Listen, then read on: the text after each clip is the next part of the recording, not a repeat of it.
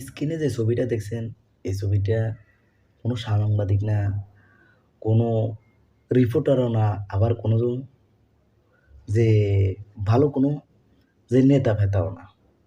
স্ক্রিনে এই ছবিটা যে সাধারণ একজন মানুষ, যে তার পরিবারের সদস্য ৮ সদস্য, সে একজন মানুষ বাক প্রতিবন্ধী। যে তার পরিবারের যে ভিডিও করে কিছুটা আয় ইনকাম করে সে পরিবার চালানোর জন্য চেষ্টা করতেছে। যে তার গ্রামে কুড়িগ্রাম, তার জেলা কুড়িগ্রাম। কুড়িগ্রামে দেখবেন যে অনেক মানুষ আছে, অনেক জেলাতে যায় কাজ করে। যে কৃষিকাজ বলেন, ধান ক্ষেত বলেন, এগুলো নিয়ে তারা কাজকর্ম করে। এখন অনেক গ্রাম আছে যেগুলা পানি আসলে চলে যায়, যে রাস্তাঘাট ঠিক মতন কেউ করে না, তাদের এমপি মন্ত্রীগুলো আসে যায়, রাস্তা নিয়ে মেরামত করে না। এরপরে তাদের ওই একটা ব্রিজের কারণে অনেক গরু দেখছিলাম যে যে রাস্তা পার হইতে যে পানি দিয়ে ডুবে ডুবে সামান্য মাথাটা উঁচু করে যে গরুগুলো ঘাস খেয়ে তারপর এপারে আসে।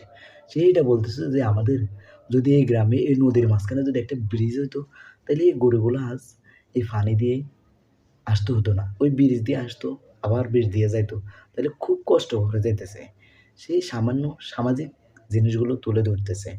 এটা নিয়ে সোশ্যাল মিডিয়াতে দেখছিলাম কত পোস্ট, যে সাংবাদিক প্রতিবন্ধী এটা এখন নতুন ব্যবসা বাড়িছে এগুলা। না রে ভাই, সে একজন সাধারণ পরিবারের মানুষ, সাধারণ পরিবারের থেকে উঠে আসছে।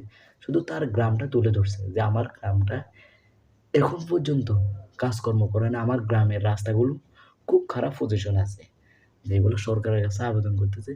যে আবার দেখছিলাম যে, ২৬শে মার্চ মানে স্বাধীনতা দিবসে সে জিলাপি দোকানে জিলাপি ভাইকে জিজ্ঞেস করতেছে যে, "আপনাদের জিলাপি সাদা লাল জিলাপি কেমন বিক্রি হইতেছে?"